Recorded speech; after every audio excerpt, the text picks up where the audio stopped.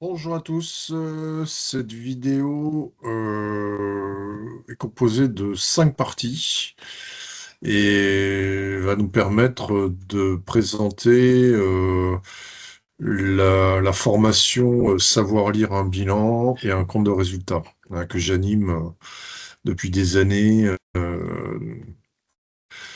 en formation professionnelle. Alors, je vais vous projeter un document. Donc cette formation donc, comporte, je l'ai dit, 5 parties.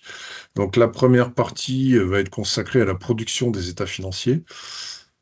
La deuxième partie, deuxième séquence pédagogique va être centrée sur les amortissements, les dépréciations, les provisions qui constituent des opérations particulières dont on va avoir besoin en analyse financière. Et ensuite, on va analyser donc successivement le compte de résultat, le bilan et aussi une reconstitution des tableaux de flux de trésorerie. Je dis reconstitution parce qu'en fait, c'est pas véritablement les TFT. On va dire, c'est une estimation des TFT obtenue à partir des bilans. Espèce de reconstitution, en fait. Alors, au travers de ces 5 séquences pédagogiques, l'objectif de la formation, il y a un triple objectif. Donc, tout d'abord, c'est de bien comprendre la différence entre le bilan, le compte de résultat et le tableau de flux de trésorerie.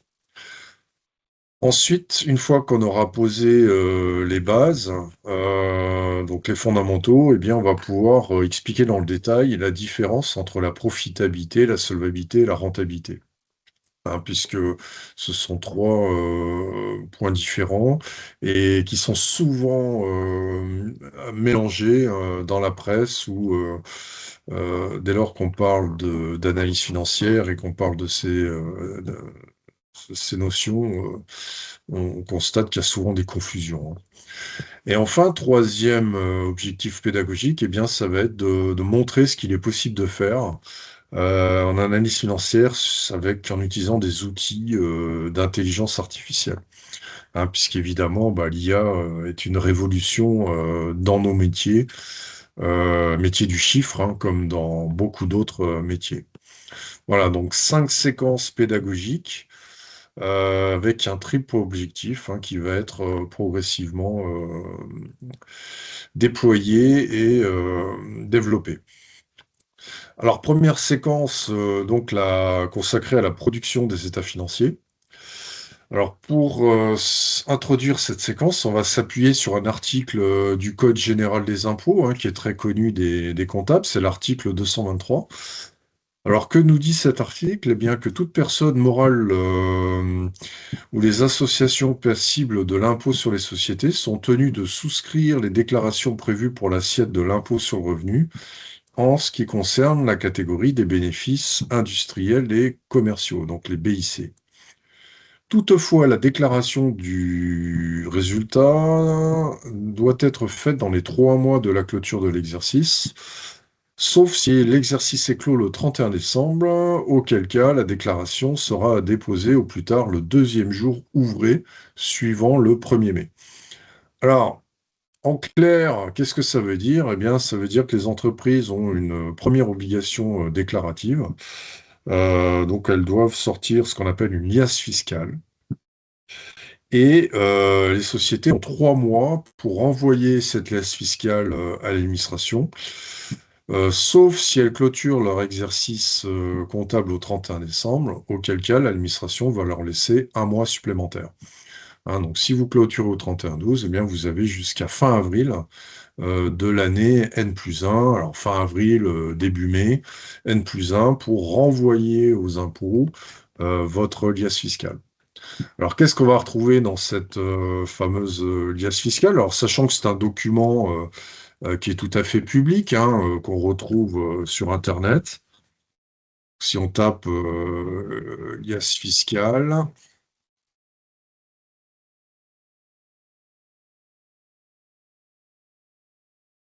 on va tomber sur le site des impôts, ici.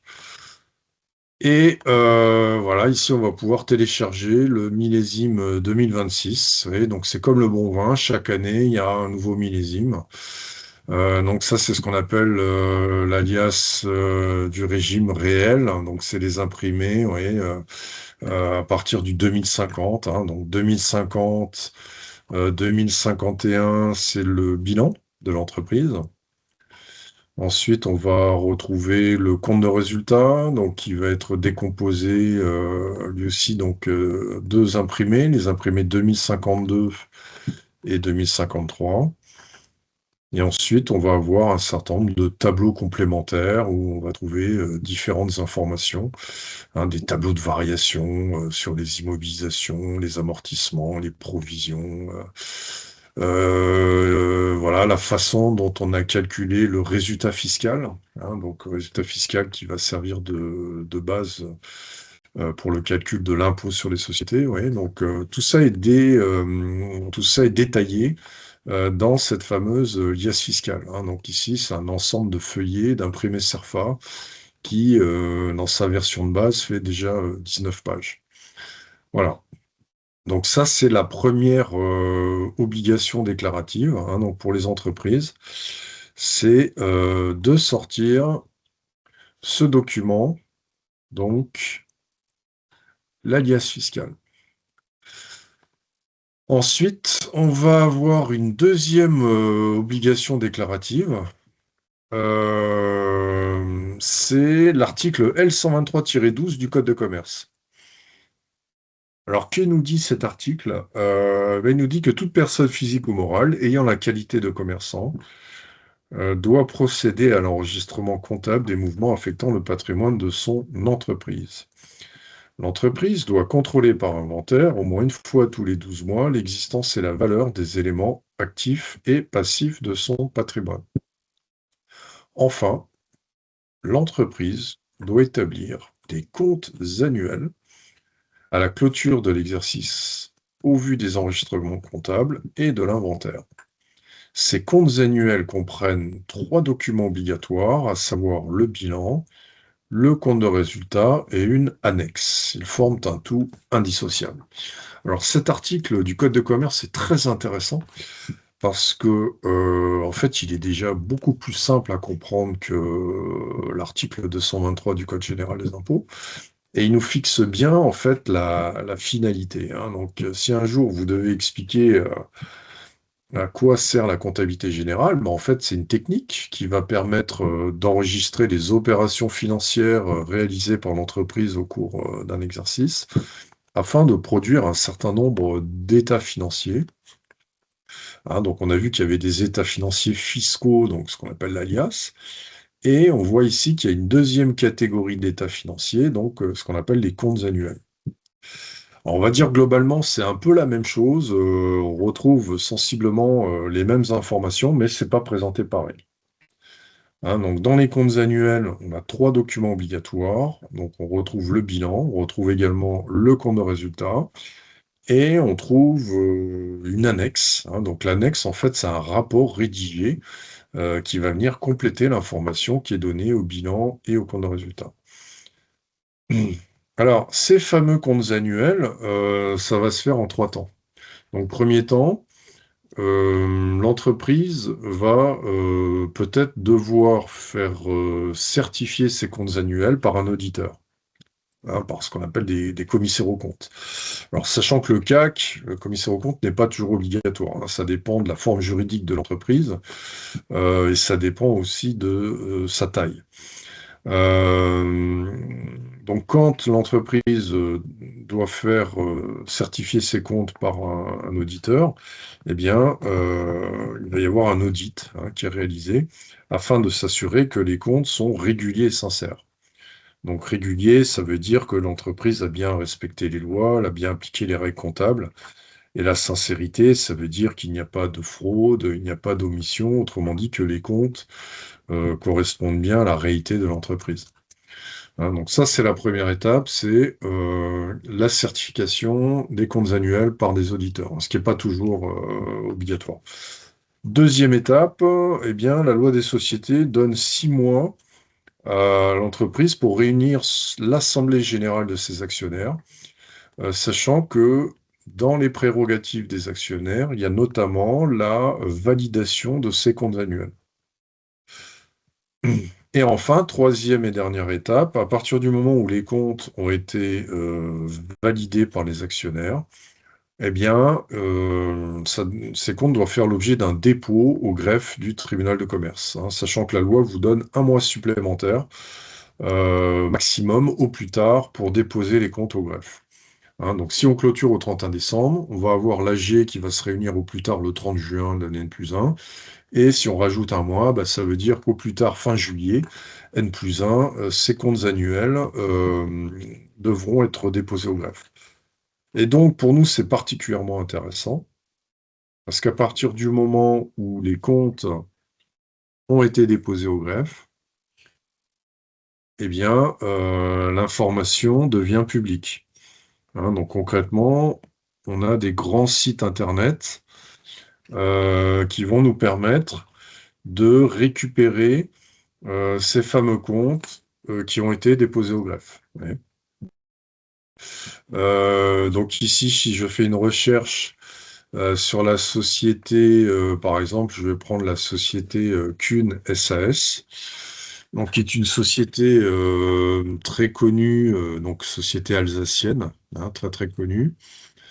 Voilà, donc je vais prendre le sirène de Kuhn, ici. Voilà. Et donc, je vois apparaître ici,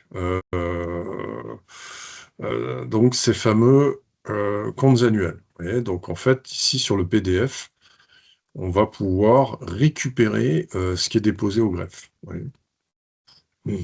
Donc on retrouve bien,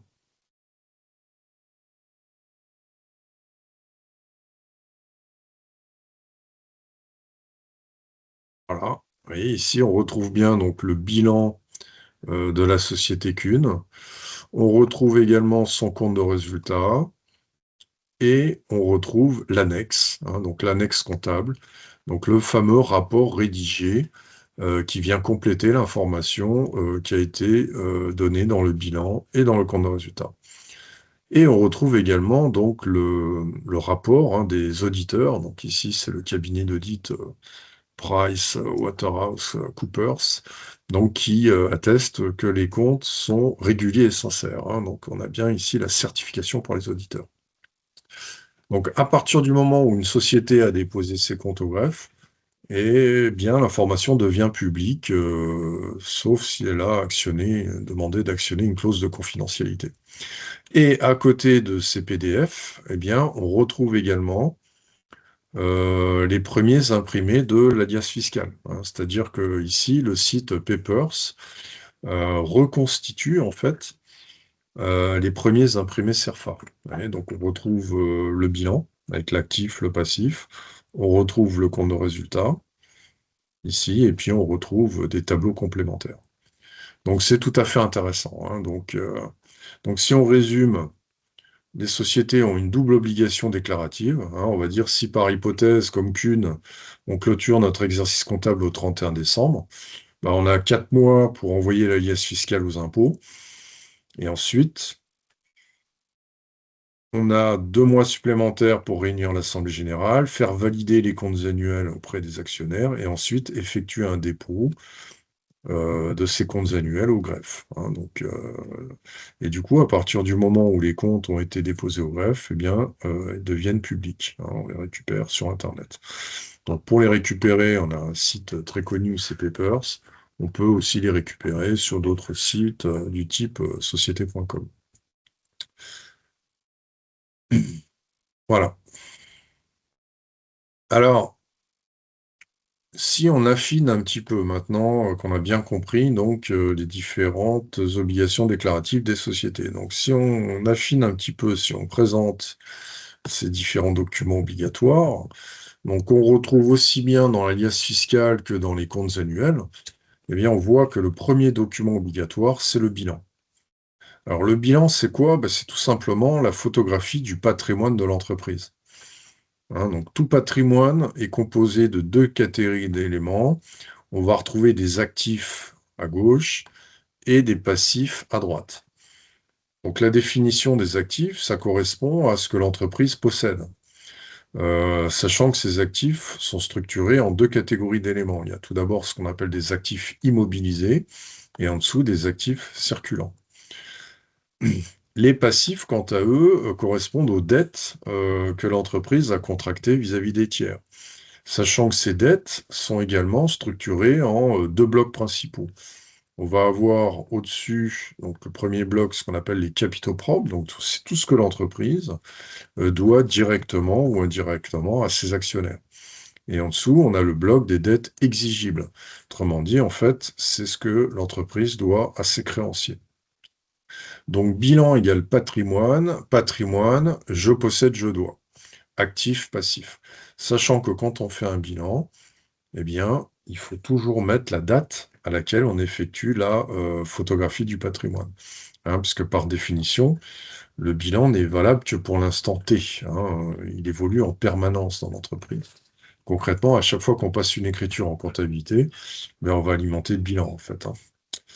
Alors, si on affine un petit peu les différentes rubriques, donc on a dit tout d'abord, on va retrouver le bloc des actifs immobilisés. Donc, la définition des actifs immobilisés, ben, en fait, c'est tout simplement, ce sont des biens durables. Hein, donc, biens durables, ça veut dire des biens dont la durée de détention théorique est supérieure à 1 an.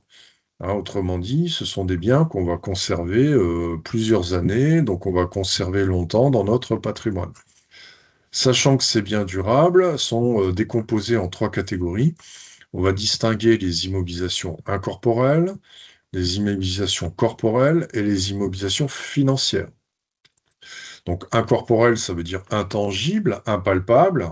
Exemple, des logiciels, exemple des brevets ou des fonds de commerce. Les immobilisations corporelles, ce sont des biens tangibles, palpables. Principalement, on va retrouver les bâtiments et tout type de matériel. Hein, par exemple, matériel bureautique, informatique, matériel de transport, le mobilier, etc. Et enfin, les immobilisations financières, eh bien, on va retrouver principalement ce qu'on appelle les titres de participation. Hein, donc, c'est quand une entreprise, en fait, achète des actions, hein, donc elle prend une participation dans le capital d'une autre société. Et du coup, bah, si on détient plus de 50% du capital, ça constitue ce qu'on appelle une filiale. Vous voyez. Donc, on va retrouver les titres. Et puis aussi, pourquoi pas, des créances à long terme, par exemple, si l'entreprise a prêté de l'argent à une filiale. Bah, du coup, si la durée de remboursement du prêt est supérieure à 1 an, ça rentrera dans les immobilisations financières. Donc concrètement, l'actif immobilisé, ça correspond à l'outil de travail, l'outil de production, ce sont tous les biens durables avec lesquels l'entreprise va exercer son activité, son métier. Ensuite, on a un deuxième bloc, donc les actifs circulants. Alors là, on voit bien la logique. Hein, actifs circulants, ce sont des éléments qui ne vont pas avoir une durée de détention longue. Ce sont des éléments qui vont être renouvelés rapidement. Hein, il va y avoir un renouvellement cyclique. Alors, dans ces actifs circulants, première rubrique, on va trouver les stocks. Hein, donc là, on comprend bien, quand une entreprise achète des stocks, c'est pas pour les garder longtemps. Hein. L'objectif, c'est que les stocks soient renouvelés ou transformés ou revendus le plus vite possible. Ensuite, on va trouver la notion de créance à court terme. Hein, donc, créance à court terme. Alors, une créance en compta, ça veut dire que quelqu'un nous doit de l'argent. Hein, autrement dit, en fait, c'est l'inverse d'une dette. Alors, qui nous doit de l'argent dans les bilans? Bah, évidemment, les clients. Hein. Donc, à partir du moment où vous faites du business avec des professionnels, donc ce qu'on appelle les relations en B2B, hein, entre entreprises, bah, ces professionnels, vos clients, il va falloir leur accorder des délais de règlement pour payer leurs factures. Et donc, bah, si vous accordez une échéance à 30 jours, bah, quand vous faites votre bilan au 31 décembre, vous aurez peut-être les ventes du mois de décembre de l'année N qui ont été facturées aux clients, mais qui n'ont pas encore été encaissées. Hein, donc la définition des créances clients, c'est la partie du chiffre d'affaires facturée mais non encore encaissée. Et ensuite, on peut avoir d'autres types de créances dans les bilans, par exemple, des créances vis-à-vis de l'administration fiscale. Hein, exemple, crédit d'impôt ou crédit TVA, ou créances vis-à-vis des salariés, si on a versé un acompte, une avance durant le mois, ou même, pourquoi pas, des créances vis-à-vis des fournisseurs. Hein, si on a versé des acomptes à la commande, ou des avoirs fournisseurs non encore utilisés. Ouais. Donc une créance, c'est toujours, OK, je constate que quelqu'un me doit de l'argent. Ce quelqu'un, c'est qui? C'est les clients, c'est l'État, c'est les salariés, etc. Et enfin, la rubrique la plus importante sur une lecture de bilan, c'est le cash. Le cash disponible, donc ici, regroupé sous la rubrique disponibilité. Hein. Donc ça, c'est l'argent que possède l'entreprise. Hein, donc c'est comme nous à titre personnel, vous connectez sur votre compte bancaire et vous regardez la position de votre compte bancaire, le solde. Et bah, pour l'entreprise, c'est la même chose. Voilà, donc tout ça constitue des actifs. Alors, en comptabilité, la définition d'un actif, c'est soit du cash, hein, donc soit de l'argent, ou bien quelque chose qui va vous rapporter de l'argent. Soit en l'exploitant ou en le revendant. Hein, par exemple, si l'entreprise est propriétaire d'un bâtiment, bah, ce bâtiment, on peut très bien le revendre. Donc ça va être générateur de cash. Ou on peut très bien le louer. Hein, donc là encore, ça va nous permettre de gagner de l'argent. Donc c'est ça un actif. Hein, c'est un élément qui va vous faire gagner de l'argent. Soit à quant à son exploitation ou à sa revente. Très bien, donc ça c'est la partie gauche du bilan. Maintenant, la partie droite, on a dit le passif, on va recenser les dettes. Hein, donc tout ce que l'entreprise doit au tiers, en fait. Donc premier bloc, les capitaux propres. Donc comment ça fonctionne, les capitaux propres? Eh bien, ici, vous avez une première rubrique, donc ce qu'on appelle le capital social. Donc imaginez, vous créez une société au capital social d'un montant de 30 000 euros. Donc concrètement, ben, les actionnaires, vous, personne physique, vous allez faire un chèque, vous allez apporter de l'argent à votre entreprise, personne morale. Et votre entreprise va encaisser cet argent. Donc ça va alimenter les disponibilités de la société. Hein, donc concrètement, les 30 000, ils vont apparaître, on va les inscrire ici à gauche. Mais en contrepartie, nous, en comptabilité, on va constater que la société, personne morale, a une dette vis-à-vis de ses actionnaires. Et cette dette, eh bien, on va l'inscrire dans la rubrique capital social. Hein, donc, c'est la raison pour laquelle le capital figure au passif. En fait, c'est la contrepartie des apports. Hein, autrement dit, c'est la dette contractée par la personne morale, donc la société, vis-à-vis de ses actionnaires. Sachant que cette dette a une particularité, c'est qu'elle n'est pas exigible. Donc, exigible, ça veut dire quoi? Ça veut dire qu'à aucun moment, les actionnaires ne peuvent exiger de l'entreprise qu'elle rembourse l'argent qu'ils ont investi dans la société, hein. Autrement dit, qu'elle rembourse le capital social. Si jamais l'actionnaire veut récupérer l'argent qu'il a investi dans l'entreprise, bah, il a deux possibilités. Soit il faut qu'il revende ses parts, ses actions, ou bien il faut qu'il ferme l'entreprise. Mais tant que l'entreprise existe, eh bien, on va constater qu'elle est redevable vis-à-vis de ses actionnaires. Hein, donc le capital social a une particularité, c'est que bah, il n'est pas remboursable, hein, il n'est pas exigible. Voilà. Ensuite, eh bien, donc on a créé la boîte et on a commencé à faire du business. Hein. Donc vous voyez, on a ici à la fin de la première année, eh bien, on a dégagé un résultat. Donc ici, on a constaté un bénéfice d'un montant de 51 000 euros. Donc ça, c'est le résultat dégagé sur l'année N. Et tout à l'heure, on a vu que, bah, en fait, la loi des sociétés donnait 6 mois aux entreprises pour réunir l'Assemblée générale des actionnaires. Et dans les attributions de l'Assemblée générale, il y a notamment, en plus de la validation des comptes annuels, il y a l'affectation de ce fameux résultat. Hein, donc l'AG va constater que l'entreprise a dégagé un bénéfice de 51 000 euros et ils vont s'interroger de savoir qu'est-ce qu'on fait de ce bénéfice. Sachant que les actionnaires ont le choix entre trois possibilités. les bénéfices peuvent être soit distribués sous forme de dividendes, ou bien ils vont être affectés sous forme de réserve, ou ils vont être affectés en report à nouveau. Hein, donc, quand une entreprise fait des bénéfices, trois possibilités d'affectation. Dividendes, ici, réserve, report. Alors, si jamais ils votent une distribution de dividendes, ça va être problématique. Pourquoi? Parce qu'en fait, il va y avoir une ponction importante sur la trésorerie de l'entreprise. Hein, concrètement, on va sortir du cash, on va faire moins 51 sur les disponibilités. Hein, en fait, on va rémunérer les actionnaires. Donc, la banque va passer de 69 à 18. Ouais. Et du coup, le résultat, lui, passera à zéro. Alors ça peut être problématique, notamment sur des petites sociétés en phase de démarrage. Ouais. Donc, plutôt que de distribuer des dividendes, en fait, les bénéfices vont être affectés en réserve. Vous voyez, auquel cas, c'est un simple jeu d'écriture. On va passer le résultat à zéro ici, et on va remonter ici. Hein. Donc, la rubrique capital et réserve passera à 81 000 euros. Vous voyez. Donc, la définition des réserves, c'est quoi? En fait, ce sont des bénéfices qui n'ont pas été distribués sous forme de dividendes. Hein. C'est-à-dire concrètement, l'entreprise, à un moment donné, a gagné de l'argent, mais cet argent n'a pas été distribué. Hein. Donc les actionnaires ont renoncé à se verser des dividendes. Autrement dit, en fait, les bénéfices sont maintenus en interne dans l'entreprise. Donc ça permet de financer la croissance, le développement, les investissements de la société.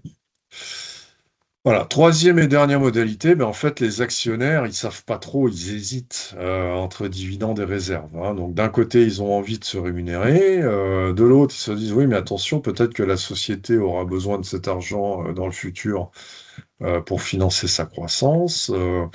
Donc, ils hésitent entre dividendes et réserves. Donc, qu'est-ce qu'ils vont faire? En fait, ils vont affecter les résultats, les bénéfices en report. Donc, report à nouveau, ça veut dire quoi? En fait, ça veut dire qu'il reporte à plus tard une affectation définitive du type réserve ou dividende. Hein, donc, concrètement, à partir du moment où des bénéfices ont été mis en réserve ou distribués en dividende, normalement, c'est irréversible. On ne peut pas revenir dessus, quoi, hein, on ne peut pas revenir sur la décision. Par contre, l'affectation au report, elle est réversible, elle est provisoire. Hein, c'est-à-dire qu'en fait, les actionnaires reportent à plus tard une décision définitive, quoi, en fait. Hein. Donc, ils disaient, OK, les bénéfices, on les met en report, et puis on fera le point lors de la prochaine Assemblée générale.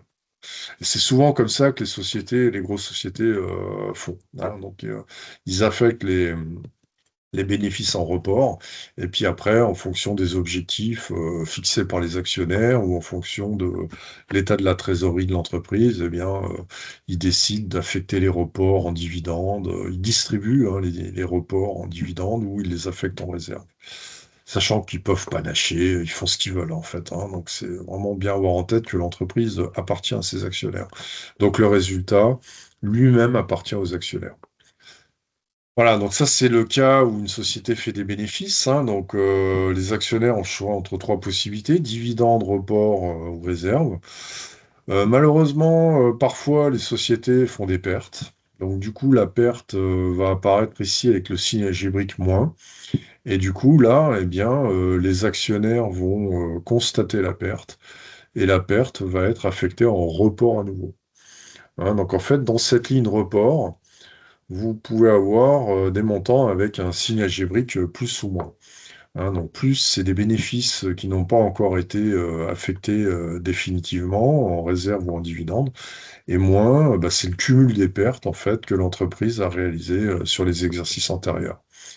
Et on espère que dans le futur, on renouera avec des bénéfices, de sorte qu'on pourra apurer les pertes qui auront été affectées en report à nouveau.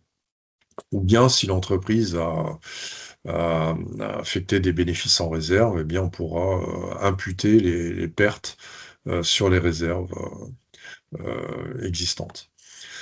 Voilà, donc tout ça constitue le bloc des actionnaires. Hein. Donc concrètement, les capitaux propres, ça correspond à tout ce qu'ils ont investi directement ou indirectement dans la société. Hein. Le capital, c'est ce qu'ils ont mis au départ.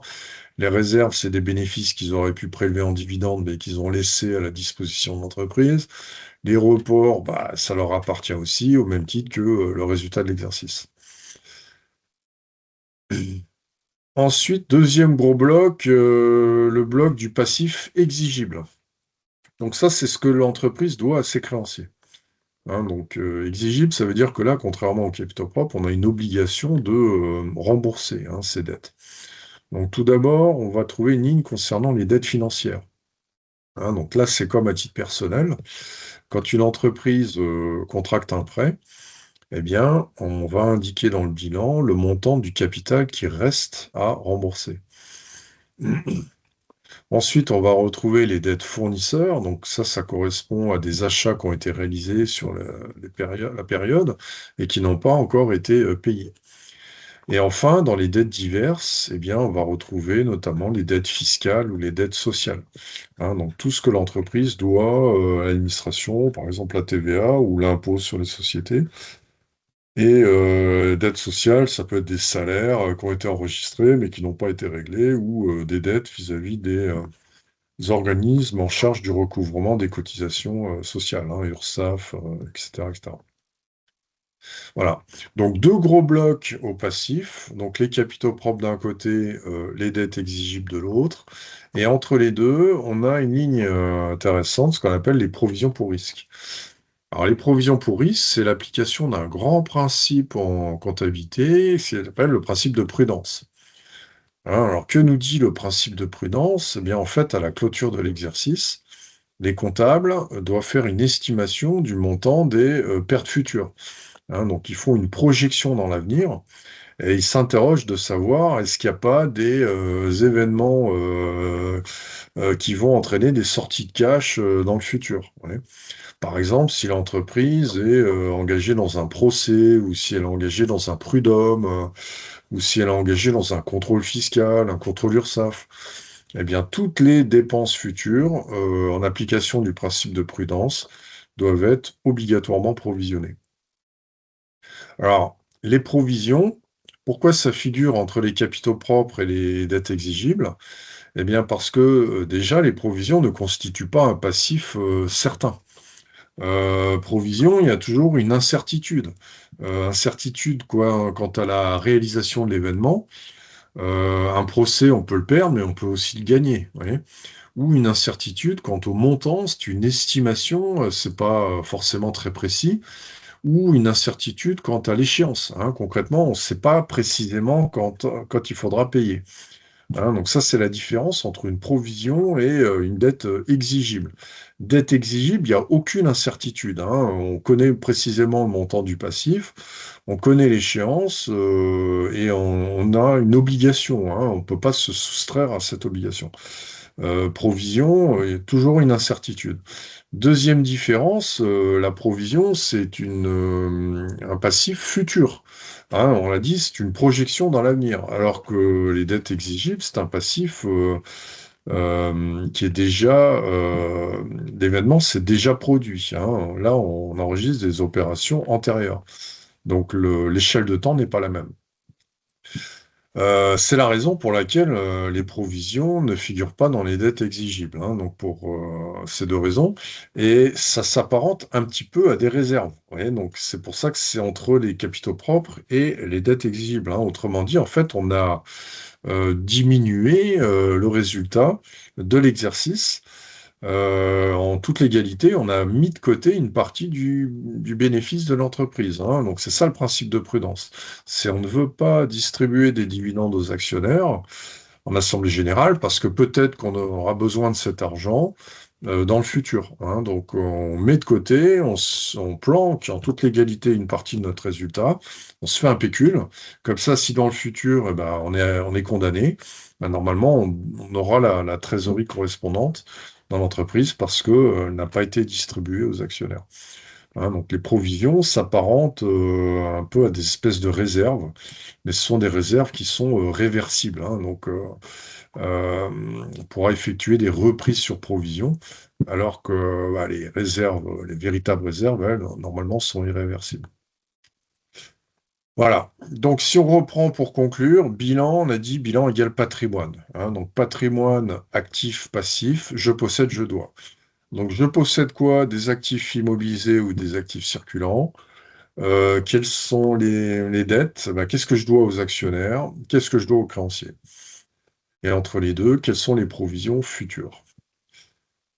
Dernier point, on voit qu'un bilan est toujours équilibré, hein. Donc, on a toujours l'égalité entre les actifs et les passifs, hein. Donc, ça, c'est gravé dans le marbre, hein. Si un jour on vous donne un bilan qui n'est pas équilibré, bah, il y a un problème, en fait, hein.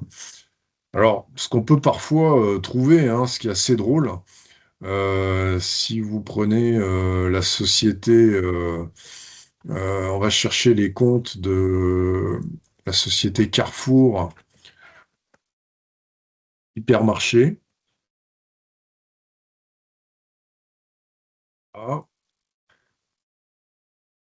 on va prendre l'exercice 2023. Voilà, donc ici, on retombe bien sur nos comptes annuels. Et là, Carrefour est sympa parce qu'en fait, par simplification, ils mettent directement l'extrait de leur liasse fiscale, hein. Donc, ils s'embêtent pas. Enfin, je crois qu'ils le font d'ailleurs en dessous, mais ils nous donnent un extrait de l'alias, donc c'est sympa. Donc ça, c'est ce qui est parti à l'administration. Donc on retrouve le bilan de Carrefour à la fin de l'exercice 2023. Donc ici, le total du net s'élève à 4 305 203 913 euros. Et évidemment, ce montant à l'euro près doit correspondre à celui qui figure au passif. Et là, on constate que c'est pas le cas, hein. Donc, 4 305 149 576. Donc là, c'est très étonnant, hein, puisque le bilan de Carrefour Hypermarché n'est pas équilibré. Ouais. Donc, il y a un souci là. Mais à part chez Carrefour, normalement, par définition, un bilan doit être toujours équilibré. Ouais. Ça, c'est une règle d'or. Deuxième document obligatoire en plus du bilan, donc si on reprend, on l'a dit, hein, donc l'article L123-12 du Code de commerce ou l'article 223 du Code général des impôts. Deuxième document obligatoire, le compte de résultat. Donc le compte de résultat, sa définition c'est quoi? Ben, en fait, c'est un tableau qui décrit l'activité, le business réalisé par l'entreprise au cours d'un exercice comptable. Vous voyez. Donc le mot-clé, c'est CDR égale activité business, alors que le mot-clé du bilan, c'était patrimoine. Alors sur un compte de résultat, on va raisonner en termes de charge ou de produit. Donc produit, je m'enrichis, charge, je m'appauvris. Alors je m'enrichis comment? Bah, la composante principale, c'est le chiffre d'affaires, hein. Plus une entreprise réalise un chiffre d'affaires important, et en principe, mieux elle se porte, hein. Donc l'équivalent pour nous en tant que particulier, ça correspondrait à notre salaire. Et du côté des charges, eh bien, c'est toutes les opérations, donc toutes les dépenses en fait, hein, de la vie de tous les jours. Alors, sachant que ce compte de résultat, eh bien, il va être décomposé en trois rubriques, trois catégories. On va distinguer tout d'abord toutes les opérations d'exploitation, hein. Donc, les opérations d'exploitation, en fait, ça correspond au métier de base. Donc là, on va aller voir dans les statuts, on a toujours un article qui concerne l'objet social, hein. Donc l'objet social, en fait, c'est la raison pour laquelle l'entreprise a été créée. Donc à partir du moment où une opération rentre dans son métier de base, eh bien ça relève du premier niveau d'activité, donc qu'on appelle l'exploitation. Deuxième niveau d'activité, les opérations à caractère financier, hein. Donc là, on comprend que c'est plus la même nature d'activité, hein. Donc là, c'est concrètement, bah, c'est des sociétés qui ont de l'argent, qui ont du cash, et qui vont essayer de faire fructifier cette trésorerie. Donc, on va faire des placements, on va investir en bourse, ou on va prendre des participations dans le capital d'autres entreprises. Du coup, on pourra toucher éventuellement des dividendes en fin d'exercice, hein. Donc tout ça constitue des produits financiers. Et à l'inverse, des charges financières, bah, peut-être qu'on a contracté des prêts bancaires. Et du coup, bah, c'est comme à titre personnel, hein, quand on rembourse un crédit, il y a deux choses, il y a du capital et il y a des intérêts. Donc le capital, ça rentre dans le bilan. Par contre, les intérêts, eh ben, en fait, c'est quoi? C'est la rémunération du service apporté par le banquier. Et ça va passer dans les charges financières. Hein, donc deux premiers niveaux d'activité, tout ce qui concerne l'exploitation et tout ce qui concerne les opérations à caractère financier.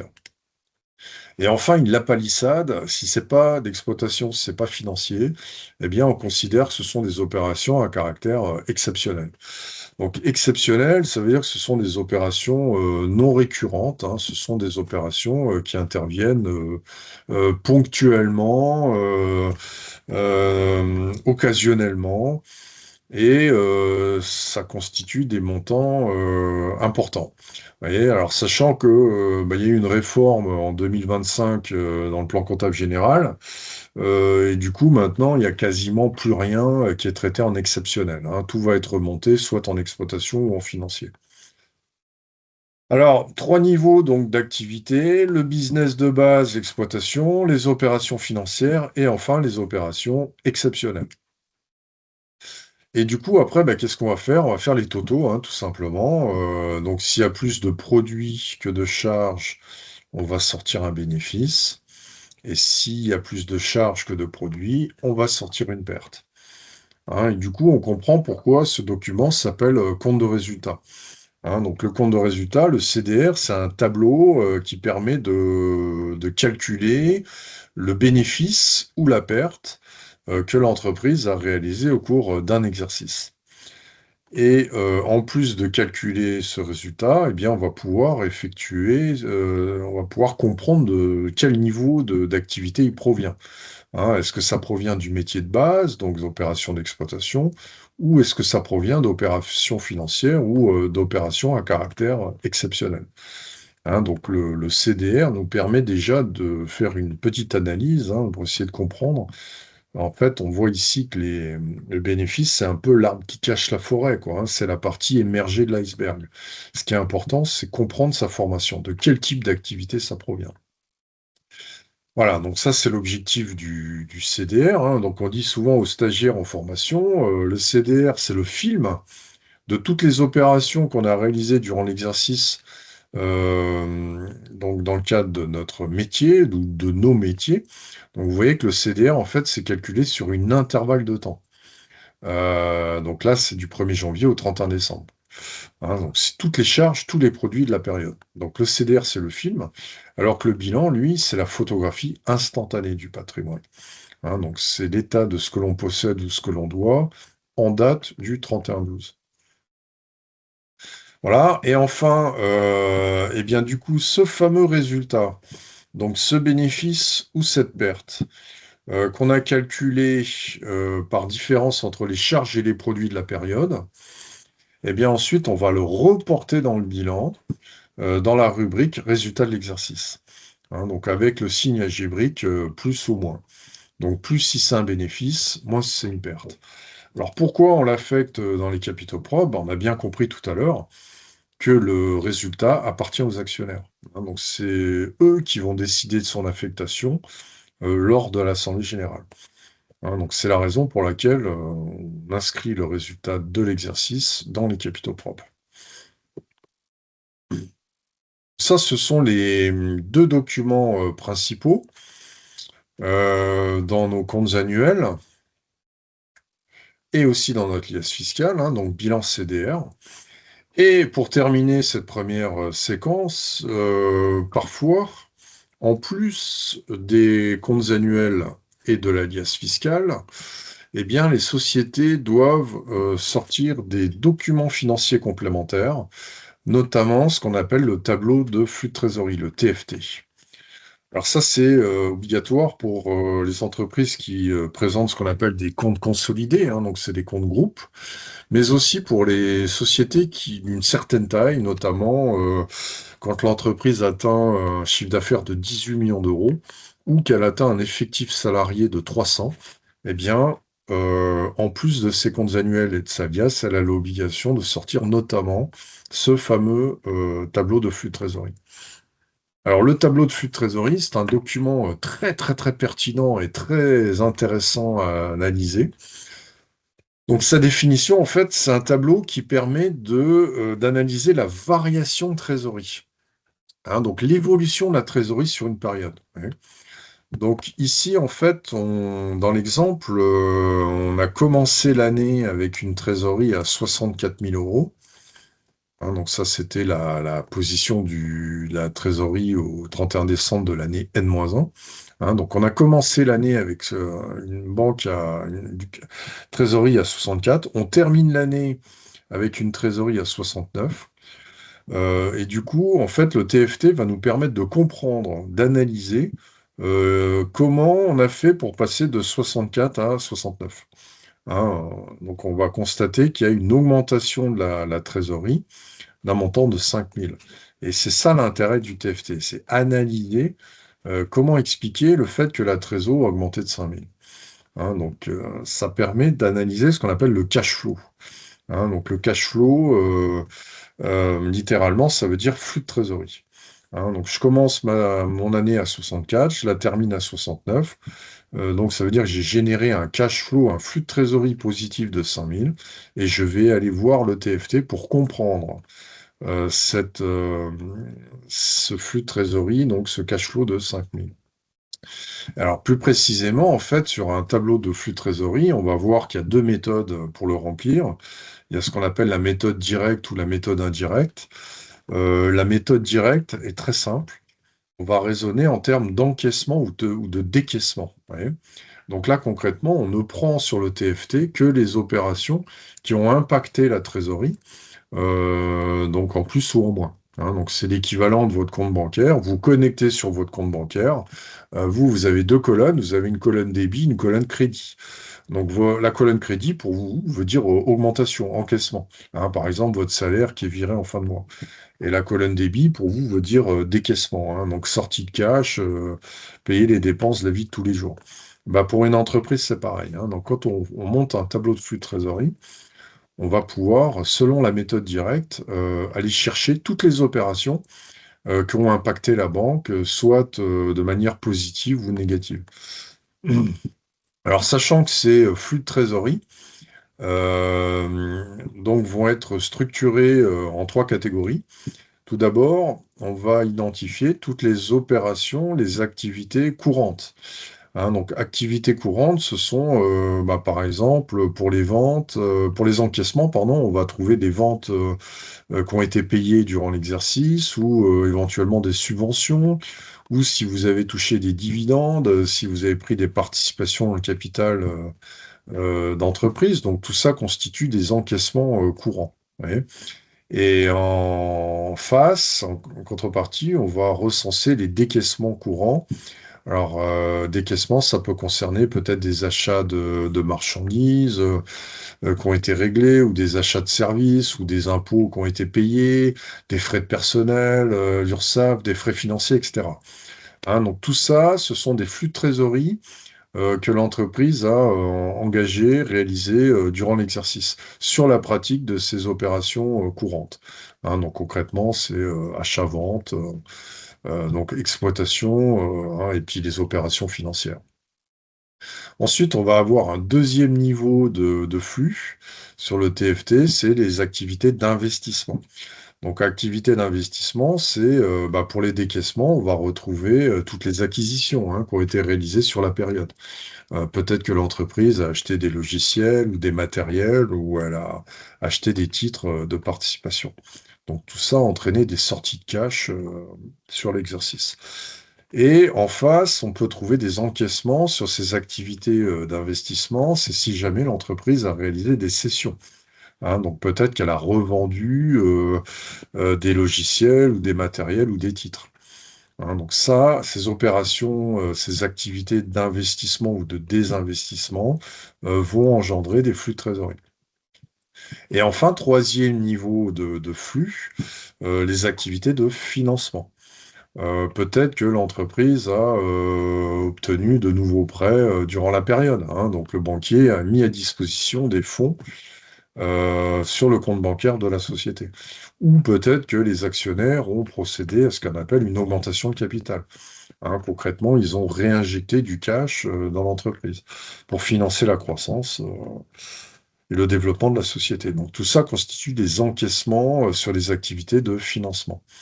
Et en face, il y a eu peut-être des décaissements, alors des emprunts qui ont été remboursés, hein, le capital des emprunts, ou peut-être que l'entreprise a versé des dividendes à ses actionnaires.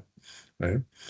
Et du coup, on va faire la synthèse de toutes ces opérations donc, qui ont impacté la trésor au cours de la période, hein, ouais. Donc on va faire le total des décaissements, que ce soit des décaissements courants, d'investissement ou de financement. Donc ici, on arrive à un total de 94 000. Et en face, on fait la synthèse de tous les encaissements, que ce soit des encaissements qui proviennent d'activités courantes ou d'activités de désinvestissement ou d'activités de financement. Donc, il y a 80, dans l'exemple ici, il y a 99 000 d'encaissement pour 94 de décaissement.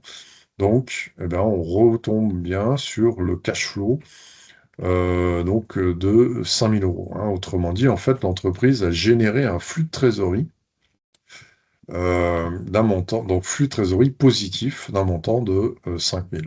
Hein, si j'encaisse 99 sur la période alors que je décaisse 94, bah, au final, ça veut dire j'explique pourquoi ma trésorerie a augmenté de 5 000 euros, hein, entre le 1er janvier et le 31 décembre.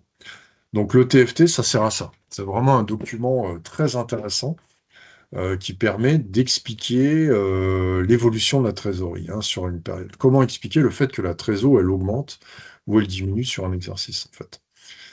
Donc, en conclusion, pour terminer cette première séquence, eh bien, on va avoir un premier document central très important, donc le bilan. Hein, donc, bilan, bilan, état du patrimoine, donc actif, passif, je possède, je dois, à l'instant T. Et on va avoir deux documents complémentaires qui vont nous expliquer, qui vont nous donner du détail sur des rubriques du bilan. Hein, donc on a le compte de résultat. Donc ici on a dit, OK, je fais un bénéfice sur l'année de 51 000 euros. Et pour comprendre la formation de ce bénéfice, de ce résultat, je vais aller voir le compte de résultat. Hein, donc il recense toutes les charges ou tous les produits de la période. Et je vais pouvoir expliquer pourquoi je termine l'année avec une trésor de 69 alors que j'avais au 1er janvier 64. Donc pour pouvoir expliquer l'évolution de la trésor sur la période, eh bien, je vais aller voir le TFT. Hein. Donc le TFT nous permet de retracer le film, hein, comme on l'a dit, de toutes les opérations qui impactent la trésorerie. Voilà, donc ça, c'est vraiment tout à fait intéressant parce qu'en fait, on voit que bah, en fait, l'information financière, elle va être structurée autour de ces trois documents. Hein. Donc, bilan, on raisonne actif-passif, je possède, je dois. Compte d'un résultat, on raisonne charge-produit, je m'enrichis, je m'appauvris. Et tableau de flux de trésorerie, encaissement-décaissement, d'où vient l'argent, à quoi il a servi en fait. Hein. Alors, sachant que le bilan est un document statique, donc c'est la photographie du patrimoine à l'instant T, donc ici 31 décembre, alors que les deux autres documents sont des documents dynamiques. Hein, donc le TFT, ça porte bien son nom, c'est les flux de trésorerie que l'entreprise a engagés, réalisés au cours de l'année. Hein, donc c'est du 1er janvier au 31 décembre. Et pareil pour le compte de résultat, c'est un document dynamique. Ce sont les flux de charges ou de produits de l'année. Hein, toutes les charges, tous les produits qu'on a engagés sur la période. Voilà. Merci d'avoir suivi cet épisode de Culture Cash. Pour aller plus loin, contactez-nous dès maintenant.